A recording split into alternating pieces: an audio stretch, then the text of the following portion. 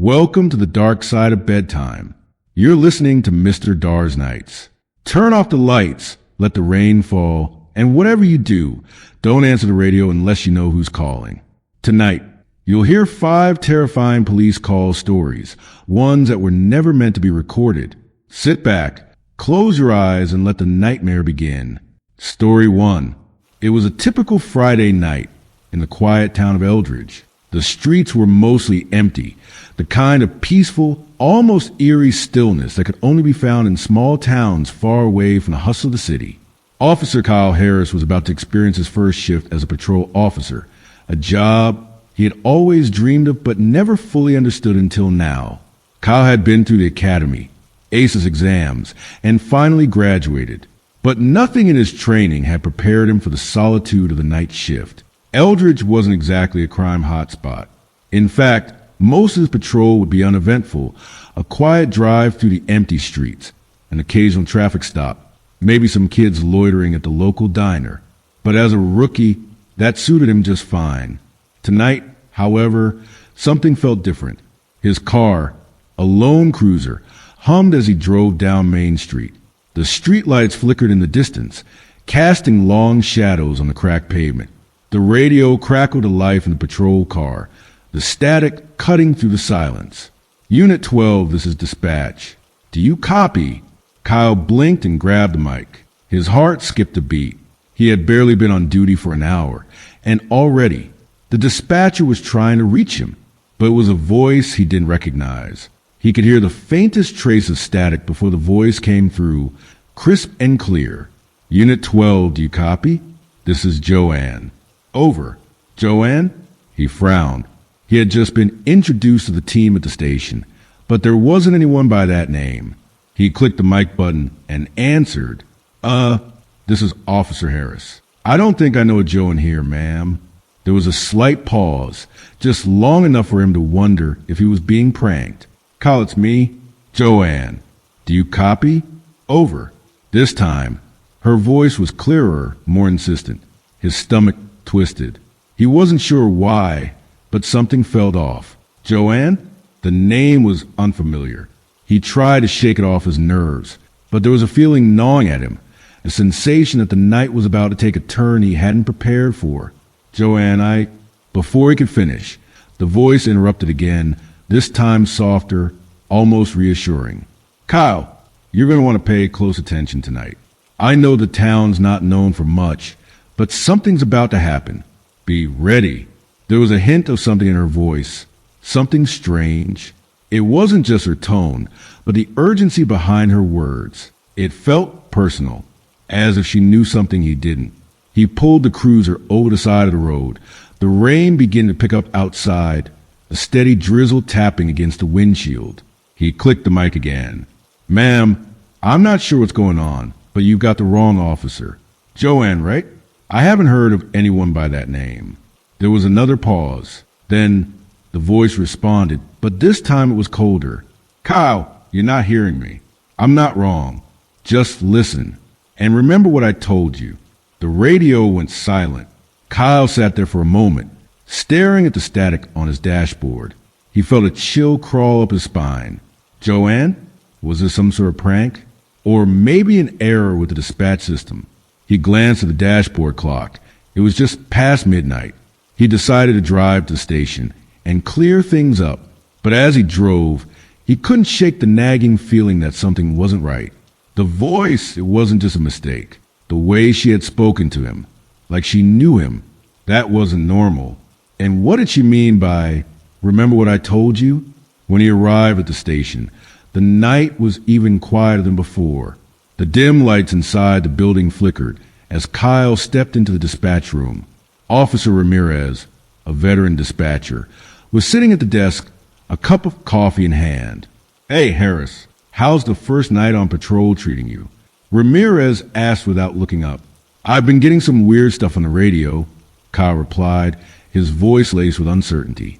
I heard a dispatcher named Joanne. Ramirez cut him off, chuckling. Joanne? She's been dead for 15 years, kid.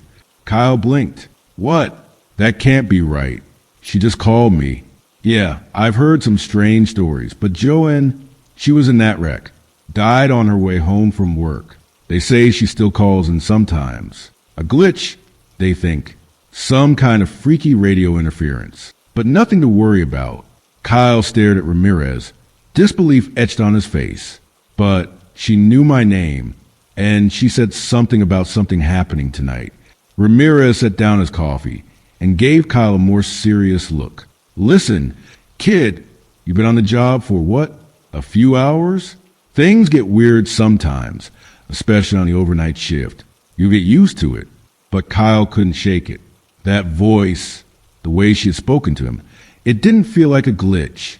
It felt real, as if she had known something about him, something that didn't add up. As Kyle drove back out onto the streets, the rain had turned into a torrential downpour, the wipers on full speed. The radio crackled again, and his heart skipped a beat. Unit 12, do you copy? It was Joanne again. Her voice sounded clear, almost too clear, like she was sitting right next to him. The chill in her tone sent a wave of unease through him. Kyle, I told you to listen. There's something you need to find. Do you see it yet? Over.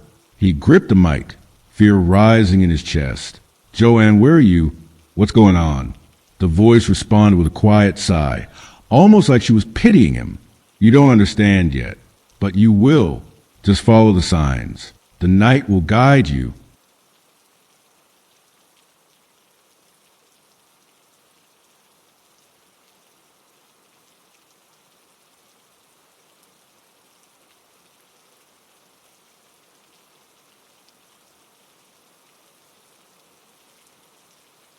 The hours stretched on, each minute heavier than the last. Kyle couldn't focus on his patrol. His mind kept circling back to the conversation he had with that voice. Joanne. He kept telling himself it was just a glitch, an odd mix-up in the system. But deep down, he couldn't shake the feeling that something wasn't right. As he drove down the rain-soaked streets, the occasional flash of headlights from passing cars did little to illuminate the dense fog that hung in the air. The town was quiet, too quiet for Kyle's liking. He was about to pass the abandoned McAllister house, an old mansion that had stood empty for years, when the radio crackled again. Unit 12, do you copy? Kyle grabbed the mic, his heart thudding in his chest. It was Joanne. The voice was calm, almost too calm. Kyle, I've been waiting. Are you ready to listen? Over. He clenched his jaw, trying to suppress the growing anxiety.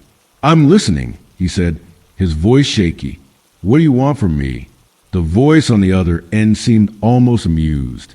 Not what I want, Kyle. It's what you need. Kyle's mind raced. The voice didn't sound like a glitch. It didn't sound like an automated message. It was far too personal. He glanced nervously around, half expecting someone to jump out from the shadows. Where are you? What do you mean? He asked, trying to steady his breath. There was a long pause before she responded. The McAllister house, Kyle. It's all connected. The truth is there. You're not just chasing ghosts tonight. You're chasing something real, something that hasn't rested for years. Kyle froze, his foot hovering over the brake. The McAllister house? That old place? He knew the rumors, stories of the house being haunted, of strange disappearances and unexplained events. It was a place people avoided. But why was Joanne directing him there? Why was she so certain? Before he could process the thought, the voice continued. You need to understand, Kyle. I was there. The night I died, there was something I couldn't stop. But you can. The static seemed to grow louder, drowning out her words for a moment. Kyle pulled over the side of the road, the rain pounding against the car like a drumbeat. Joanne? What do you mean? What happened that night? But the radio remained silent. That was it. The voice had gone. Kyle sat there in stunned silence, staring at the flashing lights of his cruiser, the rain now falling in sheets, soaking the streets. The words still lingered in his mind. I was there. He couldn't ignore it any longer. The McAllister house had to be the key. The voice on the radio had given him a clue, but he needed more. He needed to see the house for himself. He glanced at his dashboard clock, 2:45 a.m. Time seemed to be slipping away, but there was no turning back now. Kyle knew the road to the house was treacherous, narrow, and poorly lit. It wound up through a dense patch of trees, and once, long ago, it had been the site of a fatal crash. The place was cursed, according to the locals. But what did Joanne have to do with all this? He started the engine and drove. The closer he got to the McAllister house, the more unnerving the atmosphere became. The fog had thickened, and the rain didn't let up. The old mansion came into view, dark and looming against the night sky. It looked like something out of a horror movie, its windows like empty eyes staring into the abyss. Kyle slowed the cruiser as he turned into the gravel driveway, his headlights casting long, eerie shadows across the yard. The place was unsettling. Silent. Too silent. He parked at the end of the driveway and sat there for a moment, trying to calm his racing thoughts. The voice had said the truth was here. But truth about what? What had happened to Joanne that night? What had she meant by "I couldn't stop it"? Before he could gather his thoughts, the radio crackled to life again. "Kyle." It was Joanne's voice again, but it sounded different. Softer, more sorrowful. "I never wanted you to be involved in this, but now you have no choice." Kyle reached for the mic. "What happened? What's here?" There was a brief pause before her voice responded, chilling him to the bone. "The house is a prison, Kyle. A prison for the truth. It's been locked away for far too long. And you're the key." Suddenly, a sharp clink echoed from behind him. Startled, Kyle spun in his seat. His flashlight beam cut through the dark, landing on the towering McAllister house. But there was something else. A shadow had moved across the window on the second floor. He was sure of it. He wasn't alone. Without thinking, he grabbed his flashlight and stepped out of the cruiser, feeling the rain soak through his uniform. The creaking of the house as it settled sent a shiver up his spine. Every step he took toward the front door seemed heavier than the last. But he had to know. He had to understand what Joanne meant. As he reached the front steps, the door to the McAllister house creaked open by itself, as though inviting him in. Kyle hesitated, but his curiosity pushed him forward. He entered the house cautiously, his flashlight beam slicing through the darkness. The air inside was thick with the scent of mildew and something else, a faint trace of perfume. The floorboards groaned under his weight as he stepped deeper into the house. He could hear something faint, almost imperceptible, whispers. Were they in his head? Or were they coming from somewhere inside the house? The house felt alive, as though it were breathing with him, aware of his every movement. He reached the stairs and slowly ascended, each step louder than the last. "Kyle!" Joanne's voice echoed once again, this time coming from the top of the stairs. "It's in the attic, Kyle. You have to go up there. You'll find what you're looking for." Kyle's hands were shaking as he reached the attic door. The whispers grew louder. He took a deep breath and turned the handle. The attic door creaked open with a sound that made his skin crawl. Inside the attic, there was nothing but old boxes and a few broken furniture pieces. But in the center of the room, there was a small wooden chest. Kyle couldn't explain it, but the chest seemed to draw him in. It felt like it was calling to him. He knelt beside it, his fingers brushing the dusty surface, and slowly lifted the lid.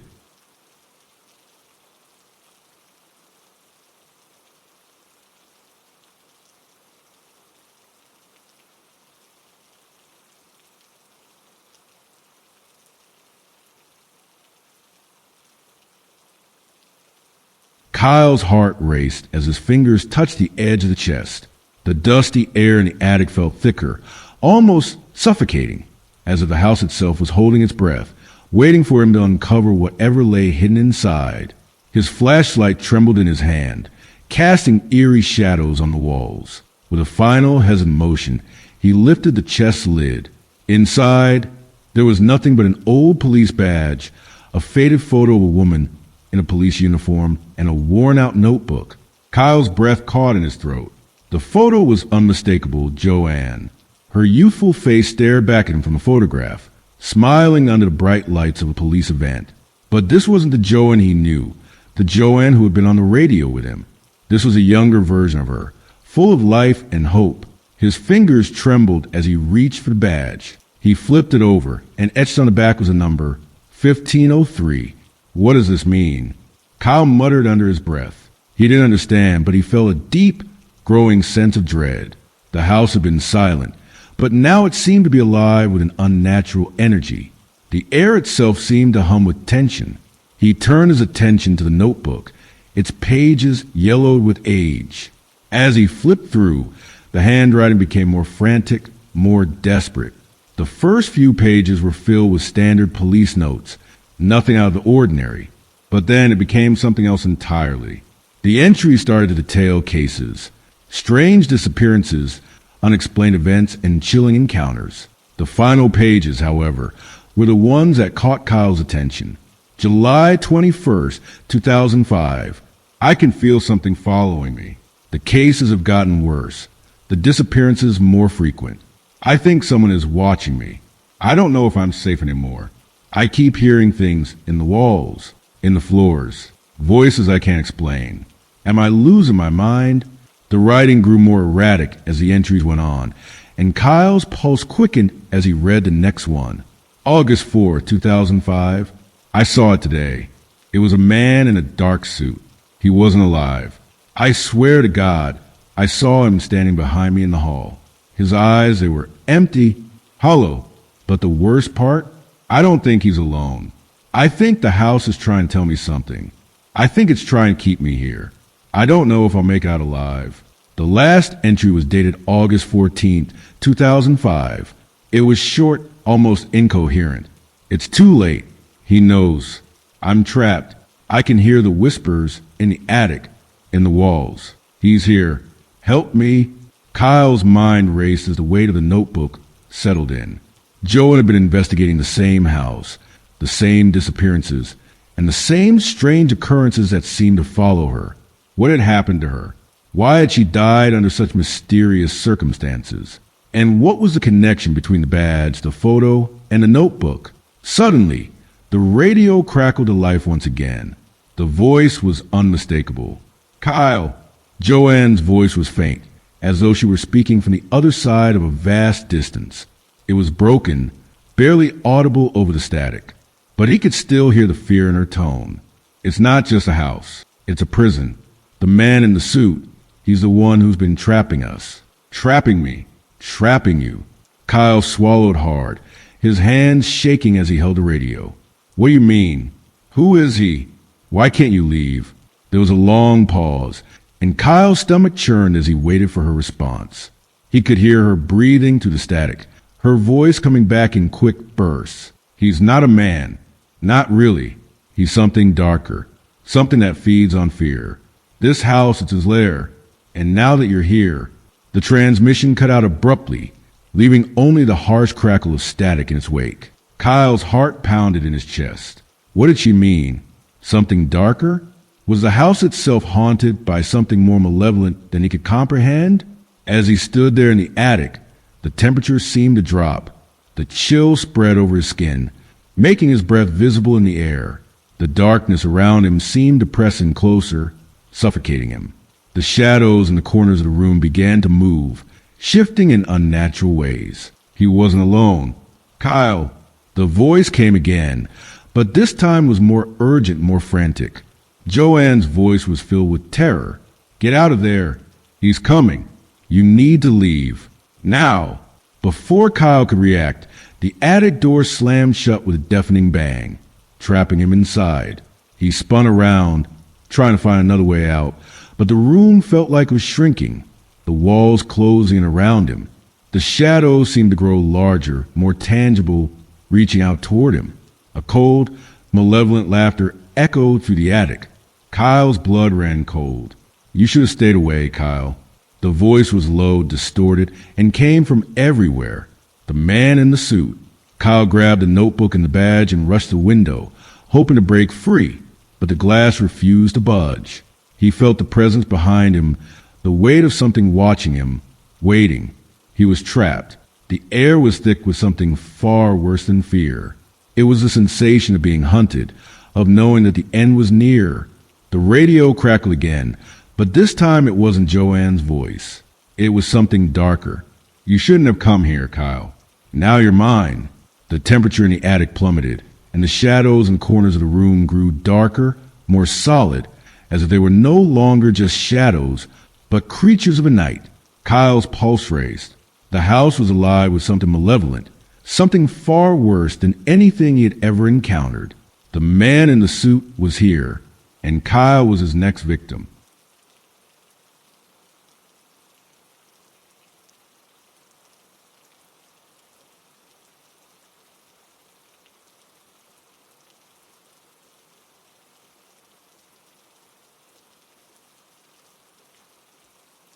Story 2. It started with a static-filled transmission that shouldn't have existed. Dispatch Officer Brian Keller was on the midnight shift, sipping cold coffee in the flickering neon-lit emergency comms center of Henderson County, Indiana. It was quiet, too quiet. The kind of night where the shadows outside the window seemed to stretch just a little longer, the fluorescent lights buzz just a little louder, and the silence feels heavier than it should. At 2:13 a.m., the radio crackled. It wasn't a usual transmission. It didn't follow any frequency they used. It was more like something bleeding into their line. All units, respond. This is Precinct 13. We're under attack. Repeat, we are KZE under siege. They're not human. Brian blinked, leaning forward. His monitor showed no caller ID, no signal origin, just static. The words repeated, distorted, warped by time or distance or something else entirely. He called over Dispatch Supervisor Linda Reeves, a no-nonsense woman with 20 years in the chair. When she heard the recording, her face drained of color. That's not possible, she whispered. Why? Brian asked. Precinct 13 was decommissioned in 1997. Torn down. It doesn't exist. But the voice kept coming back every few minutes, each time a little clearer. They broke through the holding cells. We can't contain them. They're wearing the faces of the officers. Katie, the walls are bleeding. Please send help. Brian ran a trace. There was no signal source, no tower, no satellite ping. It was like the message had come from a place outside time, a call echoing from a past that wasn't allowed to exist. Linda called in Detective Marcus Hale, a grizzled man who'd worked the downtown district back when Precinct 13 was still active. When he heard the voice, his hands started shaking. That's Captain Donald Wexler, he muttered. He was a commanding officer the night the precinct went dark. Went dark? Brian asked. Marcus looked down. They said it was an electrical fire. Claimed everyone evacuated. But I never bought it. Whole damn block was cordoned off for weeks. No one ever saw the officers again. He looked back at the monitor. That's his voice. And he died 27 years ago. Curiosity turned to fear. Brian couldn't sleep after his shift. He kept hearing static in his ears, even when the radio was off. He started digging. Through old police archives, microfilm, even underground forums that discussed strange urban legends. He found redacted reports from a night Precinct 13 supposedly burned down. But one name kept repeating, Officer Dana Crow. She had made the final 911 call, reporting something about inmates changing, turning into things they couldn't understand. Something about an infection, darkness spreading, and then silence. Her body was never found. Her badge was recovered outside the rubble. But that was it. And then, 3 nights later, the same signal came through again. If anyone hears this is Officer Dana Crow. We never made it out. We're still here. The doors won't open. The clock stopped. They're keeping us here. It's always 2:13. Always. Brian froze. The hairs on his arms stood up. It was her voice. Clear. Desperate. Terrified. But she'd been dead for nearly 3 decades. That night, Brian dreamed of hallways lit by red emergency lights, of screams behind bar doors, and walls lined with shadows that whispered his name.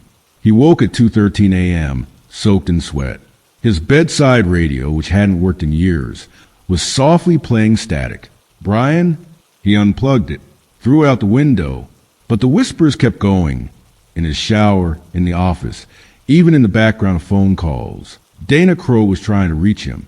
Why him? He started seeing things too. Blurry figures in the reflection of his screen. Officers in outdated uniforms standing on street corners, staring at nothing. The night supervisor asked if he was okay. Brian said nothing. He didn't know how to explain what was happening. Every night, the signal returned, and each time, the voice grew more lucid, more pleading. We're not dead, Brian. We're trapped. In the moment, in the building, in the last shift. They won't let us go. Marcus Hale showed up at dispatch with a box of files one night. He looked like he hadn't slept. I went back, he said, to the block where Precinct 13 stood. There's nothing there, just a parking lot, and the city says the precinct never existed. He dropped a file in front of Brian. But this is a picture I took. And this wasn't there a day ago. The picture showed a cracked doorway in the middle of the lot, where the air seemed to ripple like heat haze. A faint glow came from inside. Tell me you see that, Marcus said, almost breathless. Brian did. Then we're not insane. They returned that night, Marcus, Brian, and Linda. The parking lot was dead silent. No wind, no sound. The street lights above flickered erratically, though there was no weather, no interference. The doorway was still there. Brian reached for it. His hand passed through, and for a moment, everything went black. Then came the sirens, the distant shouts, and suddenly, they were standing inside an abandoned police precinct, coated in dust and blood, emergency lights blinking on and off, as if the building itself was caught in a dying breath. The sign on the wall read, Precinct 13. But they hadn't walked anywhere. They'd just crossed the threshold, and the past had welcomed them back. The air inside Precinct 13 was wrong. It was thick, heavy, like walking through molasses and smoke. Dust clung to every surface, but it wasn't the kind of dust that came from age. It felt alive, like skin cells stripped from something still breathing. The emergency lights blinked on and off, casting crimson shadows that moved even when they shouldn't. Brian could feel his heartbeat behind his eyes. His hands trembled. We shouldn't be here, Linda whispered, clutching the edge of her coat. This place was torn down. I saw the demolition myself. No, Marcus muttered, his eyes scanning cracked walls. They demolished the building. Not this place. This place isn't part of the city anymore. It's something else. A long hallway stretched ahead of them, too long for the size of the building. The air was unnaturally cold. There were boot prints in the dust, smeared handprints on the walls, all leading deeper in. Somewhere down the corridor, a phone was ringing, an old rotary ring, echoing endlessly. They followed it. They had no choice. The ringing led them to the old dispatch room. It was exactly like the one Brian worked in. Same setup, same layout, except the screens here were all cracked, bleeding static, and the keyboard keys were sticking out like broken teeth. On the wall, a faded schedule was still pinned up. The date read, October 31st, 1997, the final shift. The phone on the desk kept ringing. Brian hesitated, then picked it up. Hello, he whispered. The line crackled. Then, you came. I knew you would. It was Dana Crow's voice. Only it wasn't coming from a recording now. This was real, live, present. Dana, are you alive? No, she said. Not really. But I'm not dead either. None of us are. We're stuck, caught between a moment that never ends and the truth no one wanted to remember. Brian gripped the receiver tighter. Where are you? In the holding wing. Same place we were when the power cut. When the things came.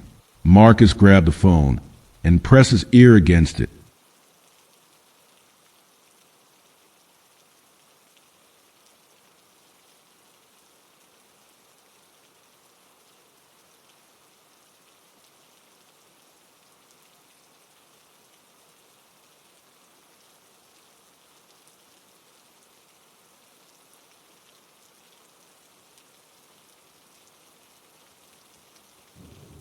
Crow, this is Detective Hale. What things? What happened that night? There was a pause. Then she whispered. They weren't inmates anymore. Something crawled into them, changed them. It looked like them, sounded like them. But inside was wrong. And then they started mimicking us. Brian's stomach dropped. They wore your faces? They became us, she said. And one by one we disappeared. She exhaled, voice cracking. I think they won out. But they can't leave this place unless someone takes their place. The line went dead. The hallway behind them shifted. Brian turned around, and the corridor was different now. Longer, colder.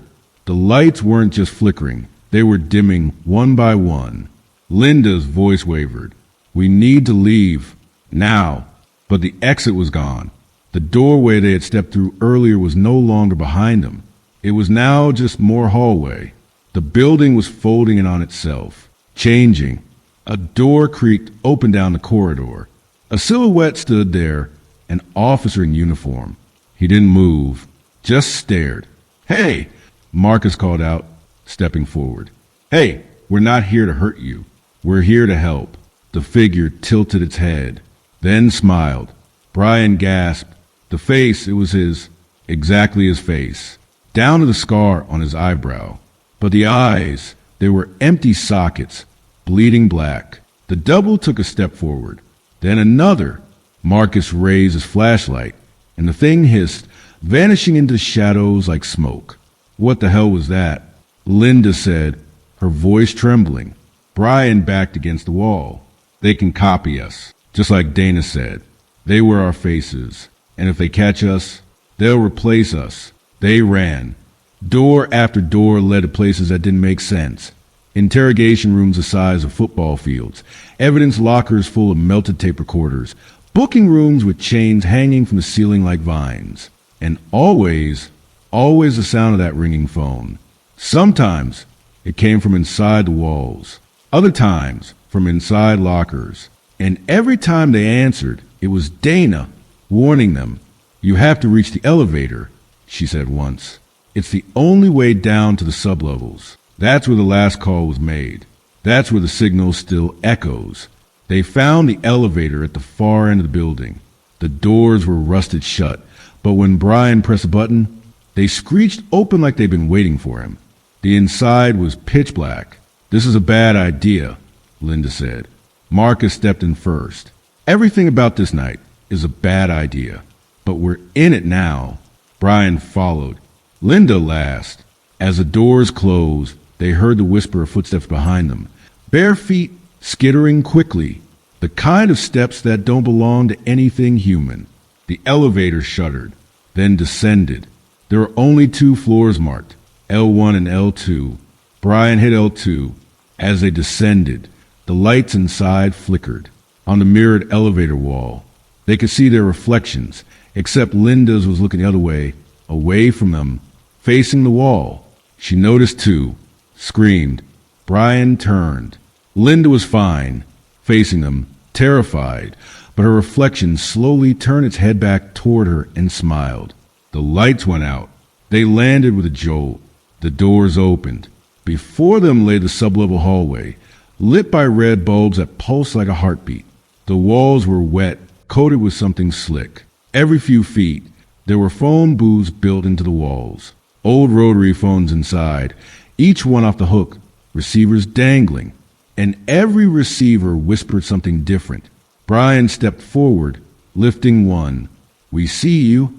He dropped it. Marcus picked up another. He's already replaced one of you. They stopped. What did it say? Brian asked. Marcus was pale. Nothing. But Brian knew he was lying. They reached the last room. A steel door marked Communication Core. Inside was the source of the transmission. A single desk sat in the center. On it, an old radio console, still humming. The mic was cracked, wires exposed. On the floor lay a body, Dana Crow, or what was left of her. She hadn't aged a day since 1997. Her hand still clutched the mic. There were claw marks on the walls, blood trailing in every direction. She died trying to warn us, Brian whispered. She kept the signal going. She never stopped. Suddenly, the radio buzzed, and Dana's voice, alive again, came through. You're not safe. They're watching. They've already taken one of you. The lights went out. Pitch black. Marcus screamed. Then silence. When the lights returned, Marcus was gone. But standing in his place was another Marcus. Same clothes, same voice. But Brian saw it, just for a second. The eyes, completely black. He turned to Linda. She nodded once. She saw it too.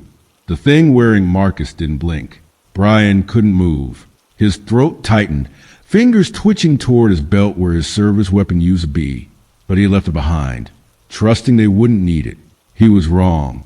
Linda's voice cracked as she whispered, "That's not him." The copy of Marcus tilted its head, just slightly. It smiled, almost politely. Then it spoke, and the voice was almost perfect. "Why do you look so scared?" it asked, Marcus's tone smooth, casual, familiar. "You said we'd get to the truth. This is the truth."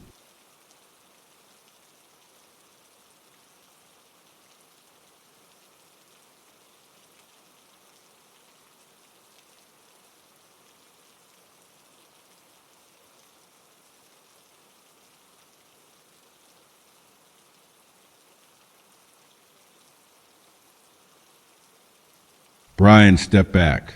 "Where's the real Marcus?" It didn't answer, just smiled wider. And then, just like smoke, it flickered and vanished. Gone. Brian's heart pounded. It doesn't need to stay once it's copied him. It's part of the signal now. Like Dana said, they become you. It only had to be near him long enough to learn. Linda stepped closer to the broken radio console, where Dana's frozen corpse still clutched the microphone. Her fingers hovered over the cracked device. There has to be a way to stop this. Shut it off. Burn the signal. Something. Brian nodded. "We end the call." Suddenly, all the rotary phones in the hallway outside began to ring at once. Hundreds of them. Shrill, endless, deafening. And beneath the ringing, footsteps. Dozens of them. Running, dragging, scraping. Brian slammed the door shut and locked it, but the sound still crept through the metal. "What do we do?" Linda asked. The light overhead flickered violently. Shadows swam on the floor like they were underwater. One of them stretched toward the door, reaching. Brian turned to the radio. It had once been the source of the distress call. Now it was the gateway. Whatever was inside this building used the frequency as a way to reach out, pull people in. He grabbed the mic. "This is Officer Brian Keller. Emergency transmission from Precinct 13. We have an anomaly, an entity, something inside this place. If you can hear this, if anyone's listening, this place doesn't exist anymore. Do not come here. It is a trap, a loop. The only way out is to end the line." He yanked the mic cable free. Everything stopped for 3 seconds. No phones, no voices, no footsteps. Then, all at once, the radio exploded in sparks. The room plunged into blackness, not just a lack of light, but the kind of dark that felt solid, cold, smothering. Brian fumbled for Linda's hand, found it held tight. Something was breathing behind them. Not human, not even pretending anymore. Then a voice whispered right next to Brian's ear, inside his skull. "You made the call. Now stay for the answer." The floor dropped out beneath them. He landed on something soft. Fabric? Carpet? Brian opened his eyes. He was lying in the middle of his own dispatch center. Clean, bright, normal. The screens glowed with their usual blue tint. Phones rested peacefully on their docks. Was it all a dream? He stood up slowly. Linda was gone. No sign of her. No sign of Dana. No blood. No radio room. No Precinct 13. The date on the digital wall clock read November 1st, 2022. A full day had passed. He checked his pocket. His badge was there, but something about the metal felt colder than usual. He reached for the intercom, pressed the switch. "Dispatch to all units. This is Keller. Can anyone confirm my location?" Silence. Then static. Then a voice, one he hadn't heard in years. "Dana Crow. This is dispatch. We've been waiting for you." Brian dropped the mic. He turned toward the hallway. Marcus stood there. No expression. Just watching. "Did you think it was over?" Marcus said, or the thing that had warned Marcus. You ended a signal, not the source. Were you? Brian asked. The thing smiled. The question isn't what, it's when. Then the dispatch sent around and began to dissolve, like ashen wind. Chairs vanished. Walls peeled back. The roof cracked open, revealing only more darkness. Brian screamed. He woke up, this time in a hospital bed, and 4 in his arm. Heart monitor beeping. White walls. Sunlight. The real world? A nurse walked in. Middle-aged. Friendly smile. Clipboard in hand. You're awake, she said. You're found unconscious inside the old burnout foundation where Precinct 13 used to be. No one knows how you got in. They said that place has been sealed since 1998. Brian swallowed. His throat was dry. The others, Marcus, Linda, the nurse looked puzzled. You were alone. He tried to sit up. Dana Crow, he whispered. She was there. She called us in. She never stopped transmitting. The nurse's smile faded. Dana Crow was my sister, she said quietly. She died in the line of duty 15 years ago. We never recovered her body. Brian blinked. His hands trembled. He was about to speak when the heart monitor spiked. Not his. The nurse turned to check the machine. It was fine, but on the screen, instead of numbers, were 4 words. You never left, Brian. He screamed. Back in the hallway of Precinct 13. Still alive, still endless. Marcus and Linda stood side by side, staring at the final red phone on the wall, the one ringing. They didn't remember how they got back here, didn't remember dying, but they both heard the same voice on the other end when they lifted the receiver. Dana Crow, another caller just joined. Welcome to the shift. Then the line went dead, and so it continues. The phones ring, the rooms reshape. The dispatch calls echo across timelines and minds. And every once in a while, someone new answers, thinking it's just another emergency. But it's never just a call. It's a summoning. Welcome to Precinct 13, the place that died, but never stopped listening.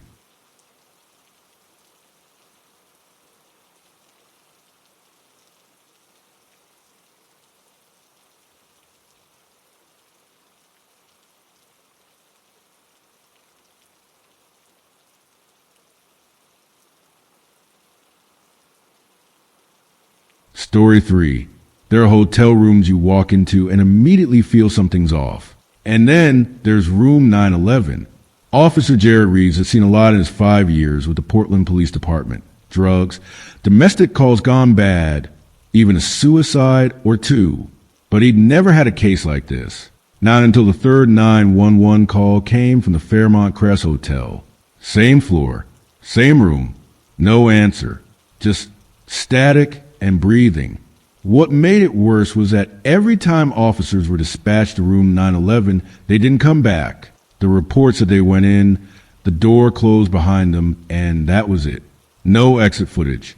No body cam footage beyond the hallway. Just silence. Tonight, they were sending Jared. He wasn't going alone. The brass wouldn't let a rookie walk into what the older officers had started calling the room that eats cops. So they paired him with Sergeant Angela Crowley, a 10-year veteran with ice in her veins and zero tolerance for nonsense. The call had come in at 3:17 a.m. A woman's voice, barely audible. I can't get out. Please, he's watching me. Then static. Dispatch tried calling back. Deadline.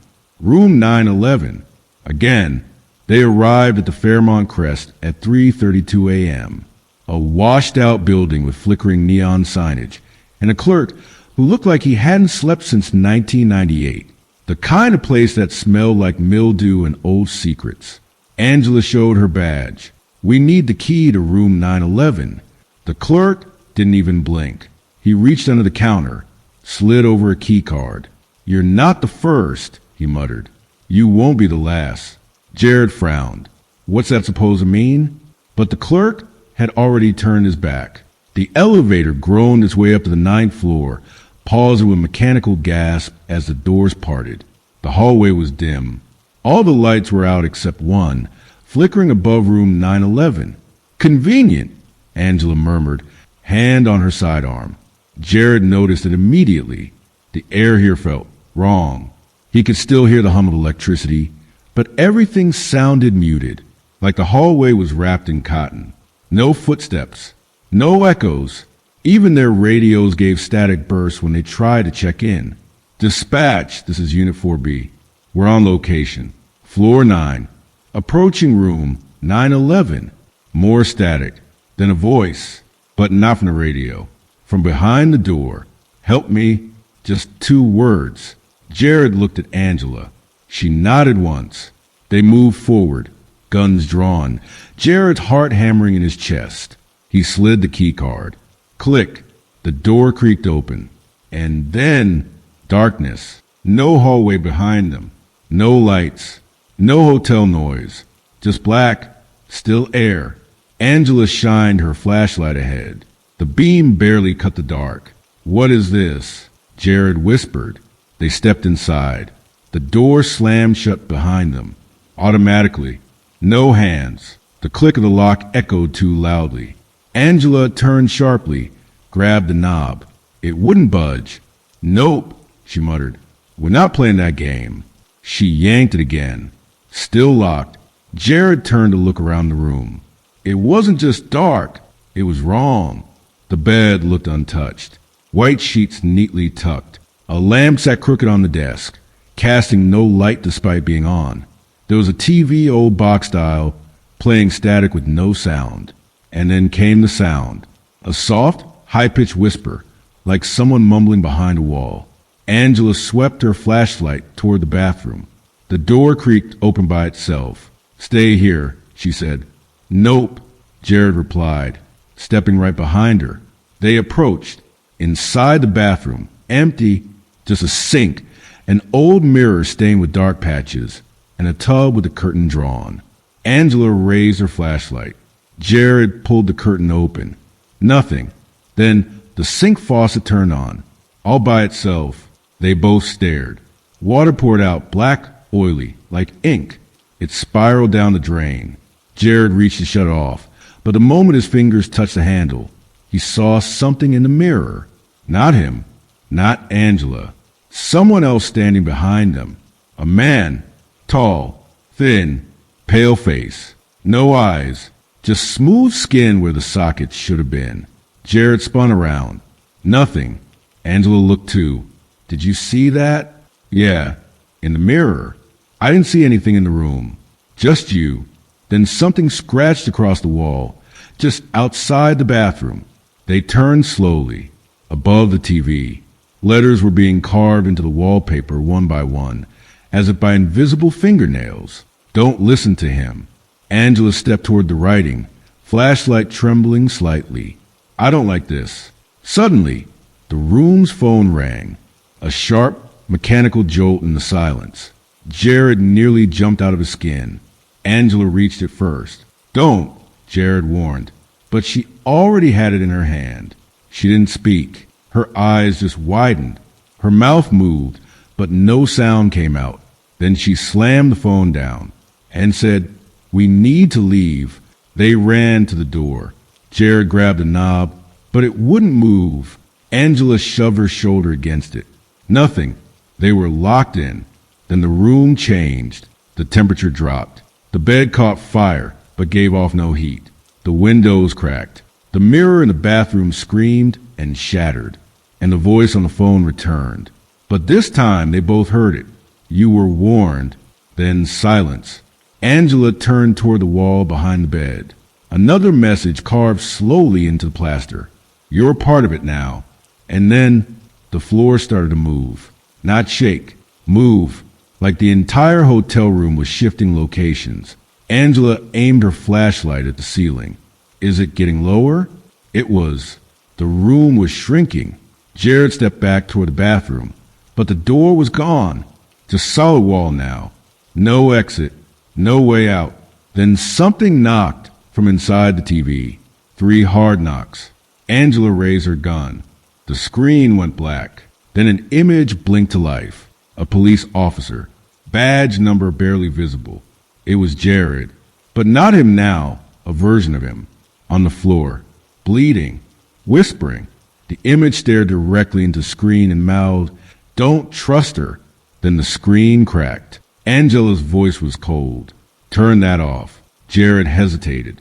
She stepped closer. I said turn it off. Something was off in her voice. It wasn't Angela anymore.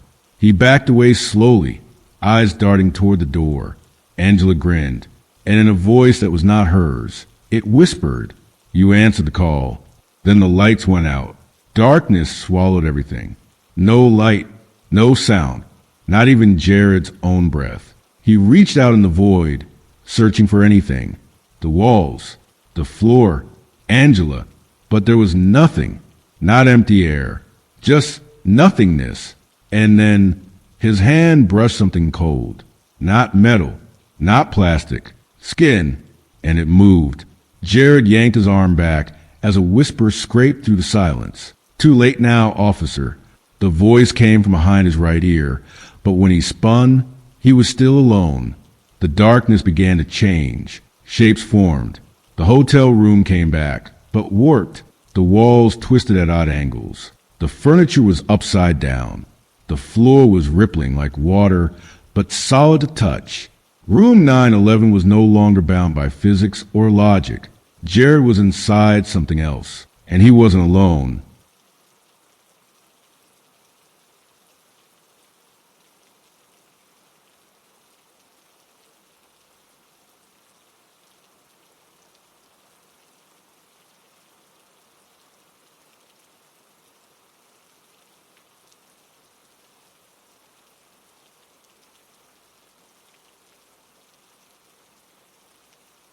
A low groan echoed from the corner where the bed should have been. Jared turned and saw a figure crawling from beneath it. It was a police officer, uniformed, helmet cracked, bloodied badge barely hanging on. Jared stumbled back, flashlight shaking as he tried to aim it. The figure lifted its face, and Jared froze. It was Officer Landry, one of the 3 missing cops who had entered room 911 over the past year. Landry's face was pale, mouth stitched shut, eyes wide with silent warning. He pointed to the mirror. It was whole again, only now, instead of reflection, it showed surveillance footage, grainy and old. The hallway camera outside room 911. Jared could see himself and Angela entering the room. Then the door shut, and the hallway disappeared. Not visually, physically. The room detached from the rest of the floor, like a ghost ship breaking from the dock. In its place, only blackness. Like room 911 was never meant to exist in the real world at all. Suddenly, the mirror cracked. Lines spread across the glass like spiderwebs. Jared turned. Angela stood in the corner, but she looked wrong. Her hair dripped with water. Her eyes were all black. She whispered, "Did you see who I really am?" Jared shook his head slowly. She took a step closer. "Do you know what this room is, Jared?" He backed away. "This isn't a hotel," she said softly. "It's a collection." "A collection of what?" Angela, or whatever was wearing her face, smiled. "People like you. Curious, noble, brave, easy to trick." Another step closer. "You thought this was just another strange call, but it was never about the call." She tilted her head. "It was about you." Then her face ripped in half. Not blood, not muscle, just shadows pouring out like smoke. And when the smoke cleared, Angela was gone, and Jared was alone again. The phone rang. Once, twice, 3 times, then silence. Jared walked to it slowly. He picked up the receiver. Static, then a child's voice. "Are you going to leave me too?" Jared swallowed hard. "Who is this?" The child didn't answer. Instead, a new sound echoed from behind the bathroom wall. A sobbing, soft broken. He turned toward it, gripping his flashlight tight. The wall where the bathroom had been now had a door again. Different, wooden, ancient looking. He opened it. Inside was not a bathroom. It was a long, dark hallway with red wallpaper peeling off the sides. A single light bulb swung overhead at the far end. Jared stepped in. Behind him, The hotel room was gone. Now he was walking through what looked like a basement corridor, one that didn't belong in any modern hotel. Doors lined the sides, each with a brass plaque. Officer Davis, checked in. Officer Landry, checked in. Sergeant Angela Crowley, checked in. Officer Jared Reeves, pending. The final plaque glowed faintly. Jared felt cold sweat run down his spine. He touched the plaque. It changed instantly. Checked in. And then the hallway lights exploded above him. Darkness again. Jared ran. He didn't know why or where, but his instincts screamed move. The hallway twisted as he ran. It didn't stay straight. Doors appeared and vanished. Sometimes the floor was stone, sometimes carpet, sometimes nothing at all. But always, he heard footsteps behind him. Heavy, wet, dragging. He didn't turn around. Not until he slammed into a wall he hadn't seen. He stumbled back, looked up, a sign above the doorway, room 911. He'd come full circle. But when he opened the door, it wasn't the room he'd come from. It was worse. Inside was a 911 dispatch center, but abandoned, dust everywhere, cobwebs clinging to old monitors, the kind of place untouched for decades. Jared stepped in. The moment he did, all the screens turned on at once. Every one of them showed him. In the hallway, in the hotel, in the mirror.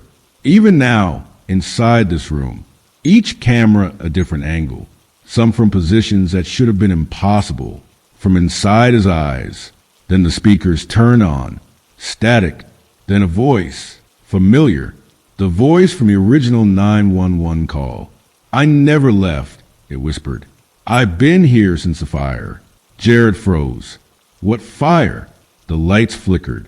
Behind him, a wall of newspaper clippings appeared, fluttering from the ceiling like falling leaves. He grabbed one. Fairmont Crest Hotel blaze kills 17. Room 911 trace origin. Another read. Officer disappears in fire after strange 911 call. Room was never rebuilt. Jared stumbled back. The room was never rebuilt, but he'd been in it. He saw it. He touched it. Or had he? Another clipping landed in his hand. It was a photo. Him, smiling.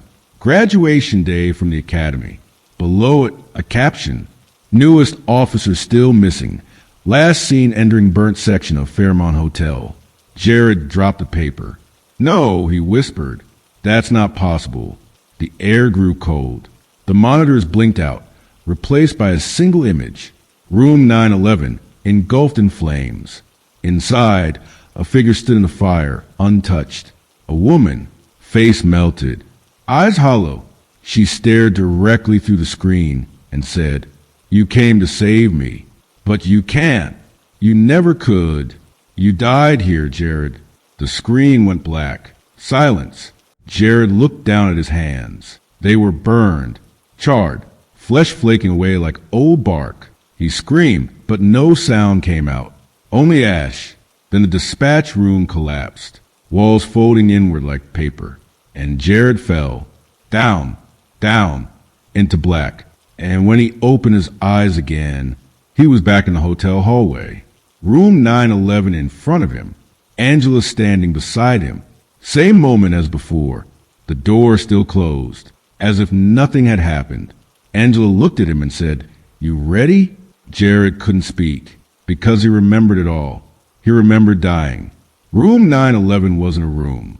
It was a loop, a trap, a story rewritten every night. And Jared was just the next chapter. Jared stood frozen, heart pounding in his chest like a drum in a coffin. Angela was beside him again. Same hallway, same moment, as if time had folded back into itself. "Ready?" she repeated. Jared stared at the door to room 911. His mouth was dry. The hallway was real, solid. He touched the wall, the doorknob, the seam of his sleeve. All there, but so was the memory of what had happened, or what he thought had happened. Angela looked at him oddly. "You okay? You're pale." I don't think we should go in," Jared muttered. "Why?" "Something's wrong. This room, it's not just a room." Angela laughed, but was nervous. Of course it's not just a room. It's the creepiest one in the building. A bunch of guys disappeared in there. No, Jared said firmly. They didn't just disappear. They got trapped, like ghosts caught in a story. Angela looked at him sideways. You're freaking me out. Jared stepped back from the door. Let's call this in. Get backup. No one goes inside alone anymore.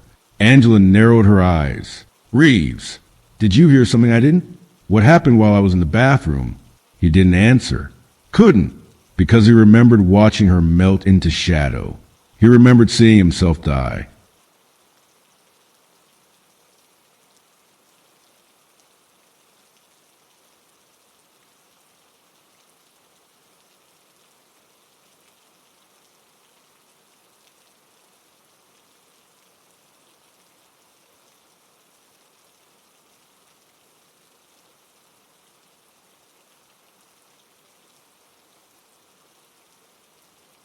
Angela reached for the knob.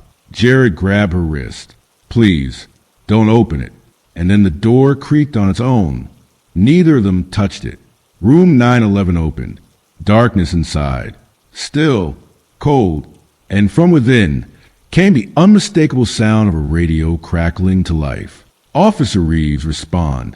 Jared stared into the darkness. That's not possible. Angela drew her weapon. You hearing that too? He nodded. The radio inside was broadcasting. Another voice followed. Familiar, soft, female. I've been waiting, Jared. Come finish the call. Angela's eyes widened. Did you just... Was that the voice from the original 911? Jared didn't answer. Instead, he reached for his own radio. Press transmit. Dispatch. This is Officer Reeves. Can you confirm the origin of the call from room 911? There was silence. Then, room 911 was destroyed in the fire. Officer Reeves. Jared's hand trembled. Angela whispered. Then what are we looking at? He took a step back. And that's when he noticed the hallway outside the room was no longer there. Behind them was blackness. The hotel had vanished again, just like before. They were inside the loop. Again, Angela started to panic. She tried the radio. Crowley to dispatch. We're trapped. Repeat, trapped in static. Then another voice, not the usual dispatcher. Older, slower. Angela Crowley. Checked in. Angela's eyes went blank for a moment. Her arm dropped. Jared grabbed her. Angela, snap out of it. She blinked rapidly. What just happened? The room's pulling you in. I don't understand. You're part of the list now. Jared turned to the door. Room 911 stood open, inviting. Inside, a faint glow now lit the far wall. It wasn't just darkness anymore. There was something behind it. They stepped inside, slowly. The air was thick, heavy, like walking into a pool filled with smoke. The bed was made, sheets pressed flat, TV off, mini fridge humming. It looked normal. But every few seconds, the entire room would flicker, flash to its burned version. Walls scorched, mirrors shattered, blood smeared across the carpet, then flicker back, like it was struggling to decide which reality it belonged to. Angela whispered, I think I can see someone. She pointed toward the bathroom door. It was open. Inside, someone was crouched, rocking gently. Jared stepped closer. It was the woman, the one from the call, but her face was obscured by her long black hair. She whispered over and over, You didn't come. You didn't come. You didn't come. Jared knelt down beside her. Who are you? Her hands were burned. Her skin blistered. She didn't look up. He tried again. Tell me your name. We can help you. Suddenly, she stopped rocking. Her head jerked up. Her eyes were hollow. Empty sockets weeping ash. It's too late. You're part of it now. And with that, the entire room inverted. The walls blew outward. The ceiling stretched up like a rib cage of bone and smoke. Jared and Angela were now standing in a massive circular chamber. Hundreds of rooms lining the perimeter, each door labeled 911. Some doors were open. Inside, flames. Inside, blood. Inside, Officers pounding from the inside of the glass. Angela screamed, "We have to get out. Jared, we have to leave." But there was nowhere to go, only the center of the room, where the woman now floated, hair swirling like it was underwater. Her voice echoed across the chamber. "They left me. When I called, no one came. So I called again, and again, until someone did." Jared shouted, "Who left you?" Her head snapped toward him. "You." The chamber darkened. All at once, doors around the perimeter began slamming open. From each, figures emerged. Officers, dozens, missing ones, faces burned, mouths stitched shut, and every one of them whispered the same thing. "You didn't come." They surrounded Jared and Angela, a wall of the forgotten, the punished. Angela dropped to her knees. "I don't want to die in here." Jared grabbed her arm. "We're not dying. Not yet." He turned to the woman. "What do you want?" Her voice softened. "Justice." "Then let them go. Let the others go." She floated downward, touching the floor again. "Only one can leave." Angela looked at Jared. "What?" "One of you stays.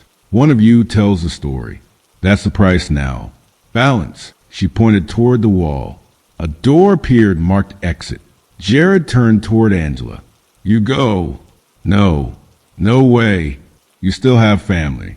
You have a life. Tell them what happened. Tell them about room 911. Angela shook her head. "I won't let you do this. I already did." He took a step toward the woman. Angela tried to grab him, but her hand passed right through. She gasped, "You're not." Jared looked down. His body was turning to ash, fingers fading like smoke. "I never made it out the first time, Angela," he said softly. "I've just been reliving it." He turned to the woman. "I stayed. That was the deal, right?" She nodded once, and the chamber crumbled. Doors vanished. Flames died. All that remained was the exit sign. Angela stumbled toward it. "Look back one last time." Jared stood there, smiling. "Tell them," he said. Then the door shut behind her. Angela woke up outside the hotel, on the sidewalk, alone. Her radio was in her hand. Sirens screamed down the street. Backup had arrived. The Fairmont Crest stood in ruins behind her. Fire trucks parked in front. A crowd gathered. Angela stared at the building. Room 911 was gone, burned out. No sign of Jared. No sign of anything that had happened. Weeks later, Angela sat at her desk, typing. Her report was almost finished, but her eyes kept drifting back to the call log from that night. One line repeated, date stamped over and over. 911, missed call, origin unknown. And at the very bottom, caller name, Jared Reeves. She stared. The time stamp was from today. That night, at exactly 3:11 a.m., her phone rang. Unknown number. She answered. "Hello." A long pause. Then a voice. Faint. Static-laced. "You didn't come." The line went dead. Angela looked at the screen. The call had come from inside the station. From desk 911. And in a dark place no one could name, room 911 waited. Its door still open. Its next visitor already chosen. Story 4. It started with a call at 2:47 a.m. The kind that doesn't come often, even on the night shift. The dispatcher's voice was calm, but unusually firm. Unit 34, possible pedestrian on I-76 eastbound near mile marker 213. Appears to be walking in the rain, possibly disoriented. Caller said he stepped directly into traffic and vanished. Officer Cole Marsh rubbed his temples and leaned forward in the driver's seat of his cruiser. Rain drummed steadily on the windshield, a rhythmic tapping that blurred the highway ahead into silver streaks and reflections. "Copy that, dispatch," he replied. "I'm 5 minutes out." He clicked the siren once to clear a passing truck, but didn't keep it on. No need to alert the whole county to a potential drunk guy wandering the shoulder. At least, that's what he hoped it was. But something in the voice on the radio, there was tension behind it, like the dispatcher knew it wasn't just a pedestrian. Cole glanced at his passenger seat, empty now, like it had been for the past 2 years since his partner retired. Nights like this made him feel it more.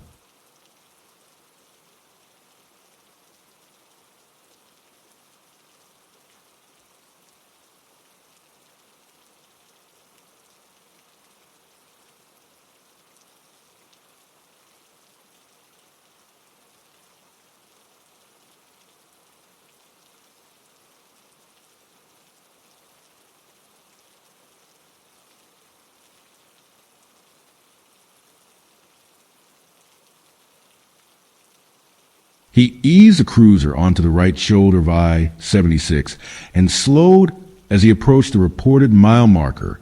Headlights washed over the wet pavement, slicing through the thick veil of falling rain. There was no one, not a soul, but the longer he sat there, the more wrong it all felt, like someone was watching him. He got out of the cruiser, rain soaking him almost instantly. Cold needles of water slipped down his collar and into the Kevlar vest he wore like a second skin. He turned on his flashlight, sweeping the area. Nothing but trees, ditch grass, and the wet curve of asphalt ahead.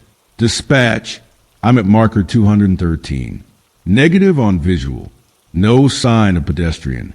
He turned back toward the car when his flashlight caught something, a figure, far down the shoulder, standing just outside the glow of the taillights. Hold on, possible contact, he said quickly. Cole drew his weapon instinctively, not aiming, just prepared, then lowered it just as quickly. The figure didn't move. Sir, he called out over the storm. You all right? Are you injured? No reply. He stepped forward. The figure was a man, maybe 6 feet tall, wearing a long black coat, soaked through, rain pouring down his face. His eyes were closed, head tilted slightly back, mouth moving, as if whispering something to sky. Then he opened his eyes and vanished. Cole stopped mid-step. The man had been there. He'd seen him. Gone now. No splash, no motion, just gone. He ran forward, scanned the area. Nothing.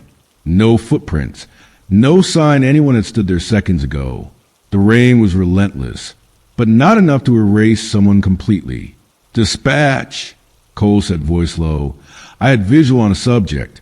Male, approximately 6 feet. Black coat. He disappeared. I repeat, he disappeared. There was silence on the other end. Then the dispatcher replied, Unit 34, we just got another report.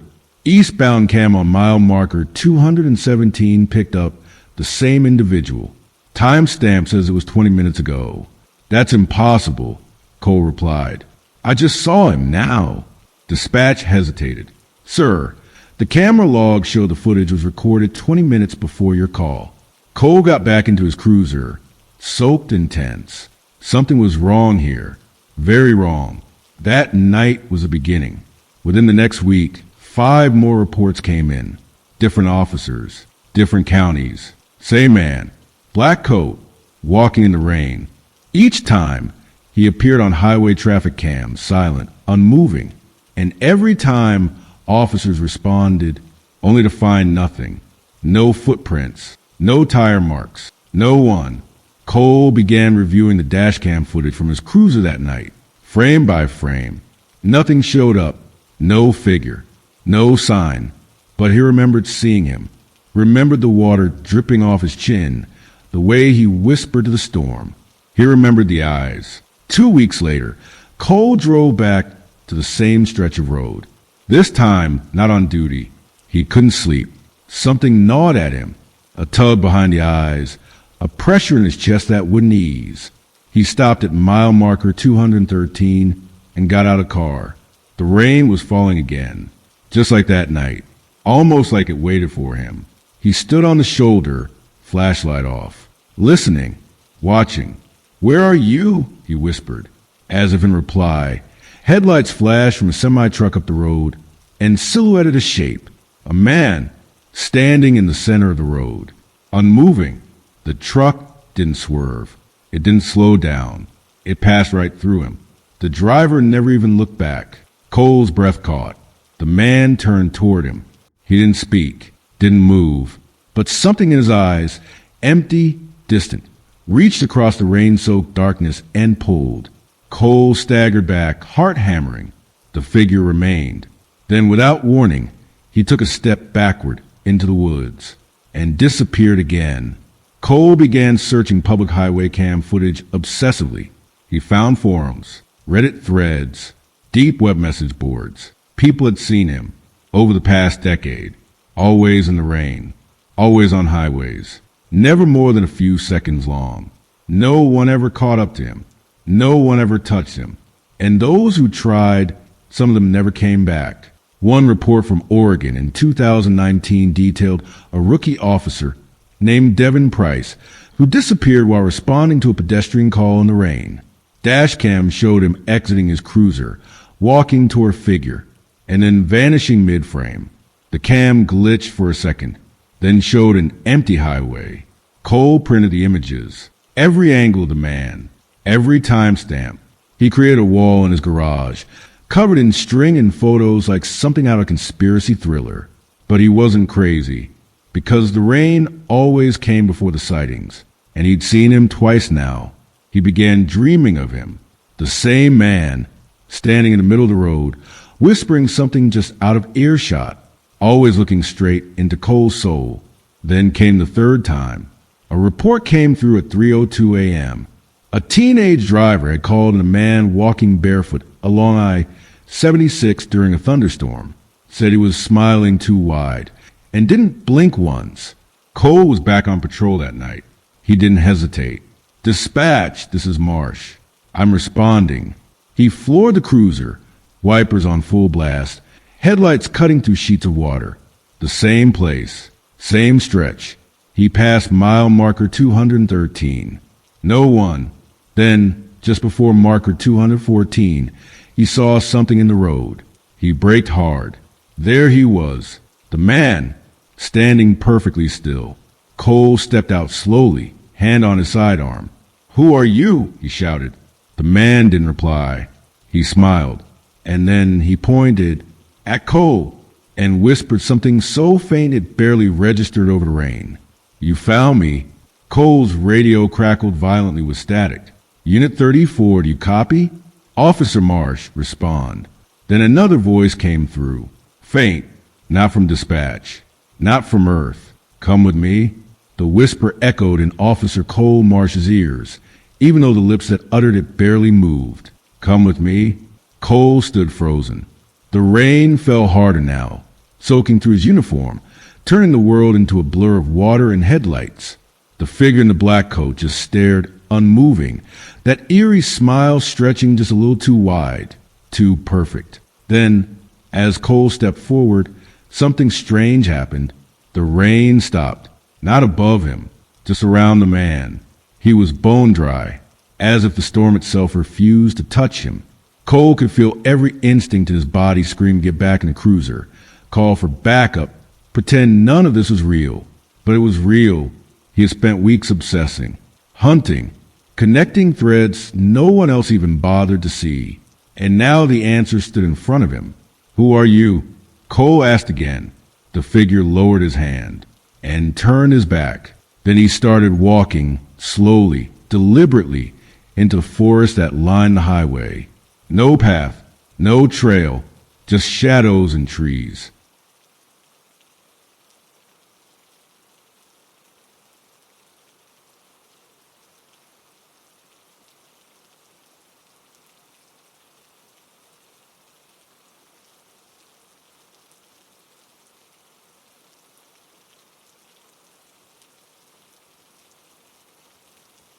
Cole hesitated only a second before following.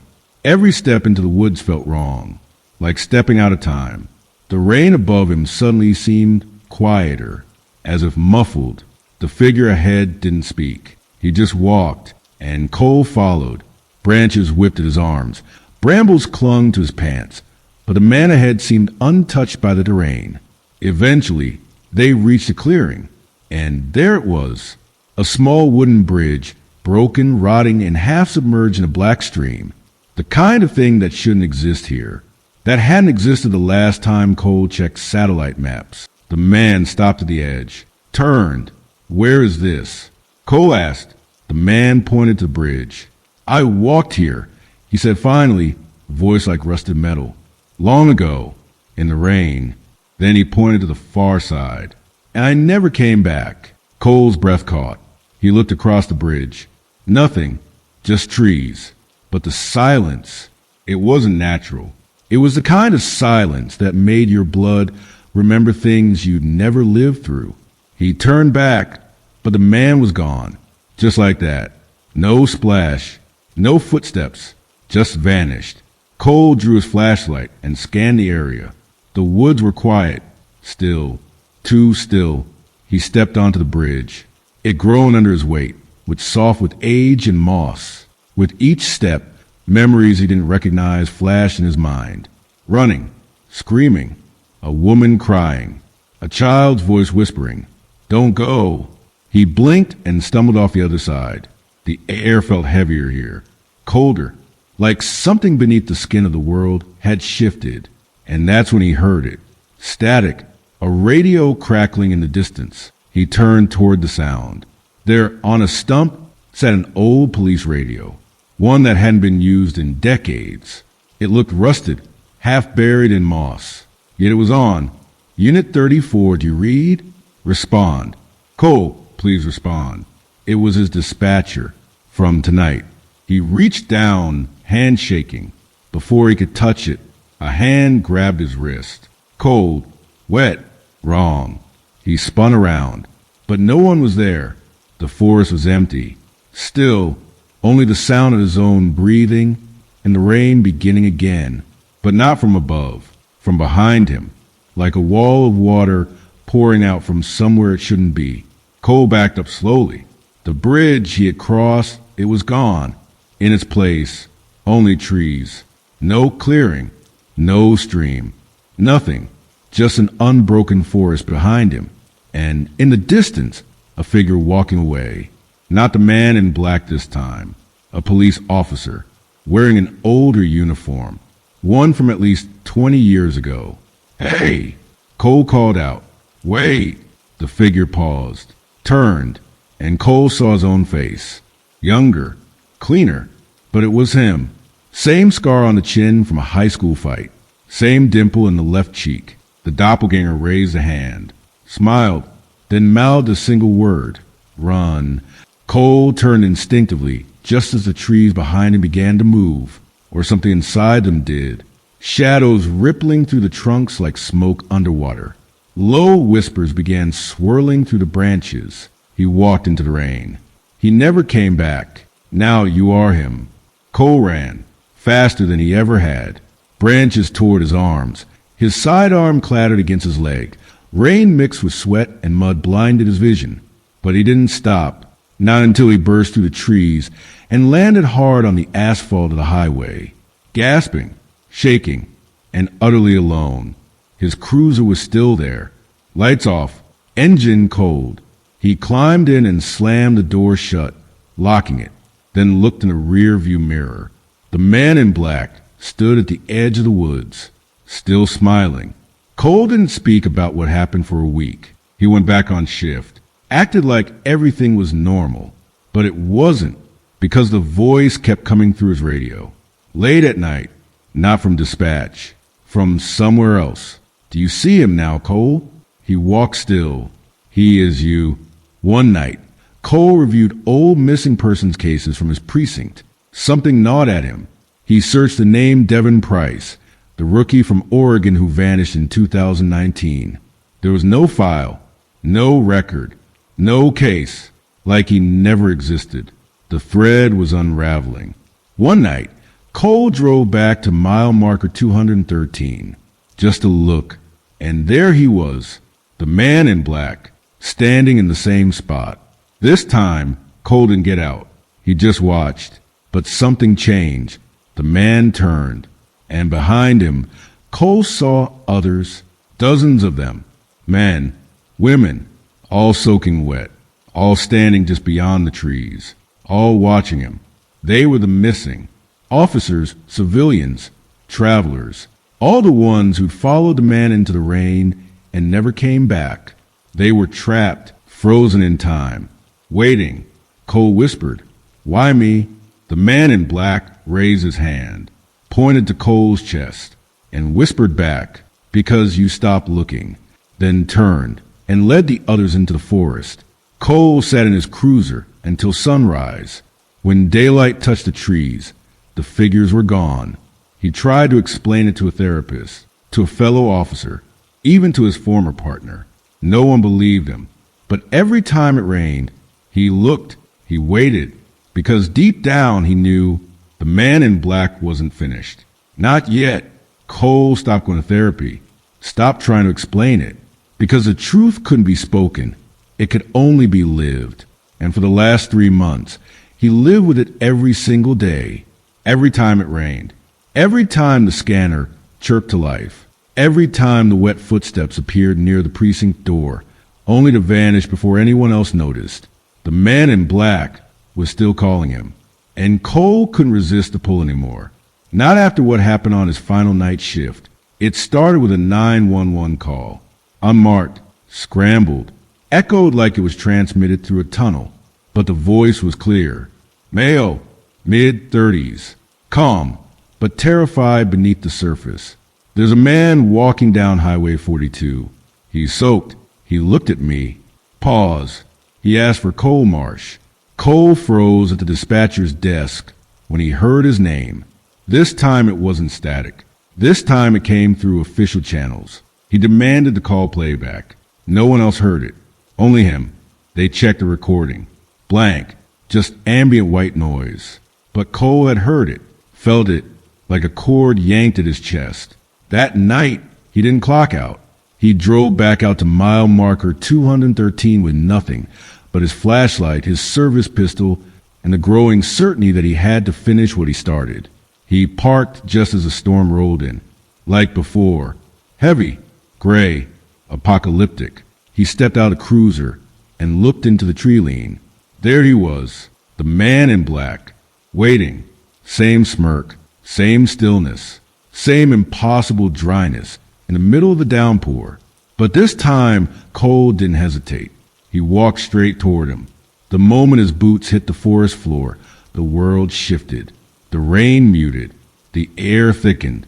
The trees closed behind him. They were alone again. This time, the man spoke first. You've seen enough, he said. You've earned the choice. Cole's voice cracked. What choice? The man in black stepped aside. Behind him was the bridge again. But it wasn't broken. It looked new, rebuilt. A thin mist hovered above the water below, and faintly, so faintly, Cole heard voices. Not whispers. Names. He could make out Devin Price, Samuel Riley, Tommy Grant, all missing officers, all presumed dead. Their voices were pleading, begging.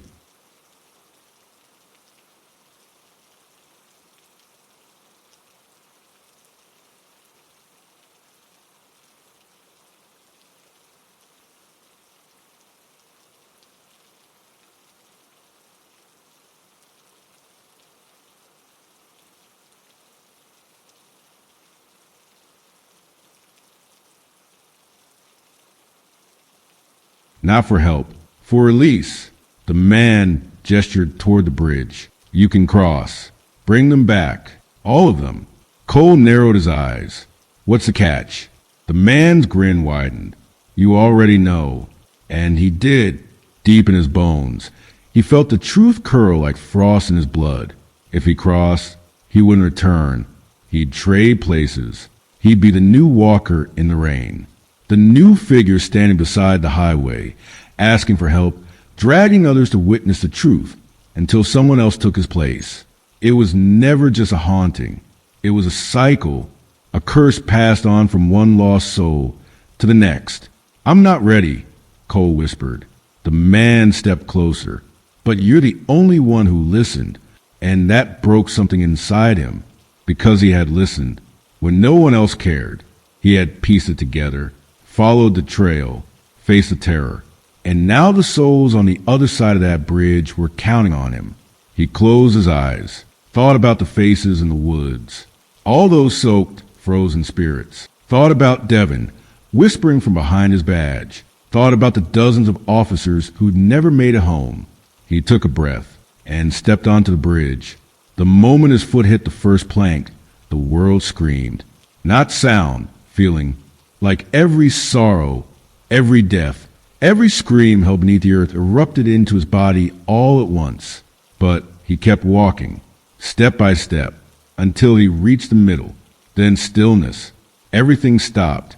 The wind, the rain, even his heart. And across the bridge, standing in a perfect circle of light, were the missing, staring, hopeful, waiting. He raised his hand. I'm here. The forest exploded with light. White, blinding, pure. And then darkness. Cole opened his eyes back at the precinct, sitting at his desk, dry, alone, no storm outside, no voice in the radio. Everything looked normal, too normal. He rushed outside. The sun was shining. Birds chirped. Pedestrians walked by like nothing had happened.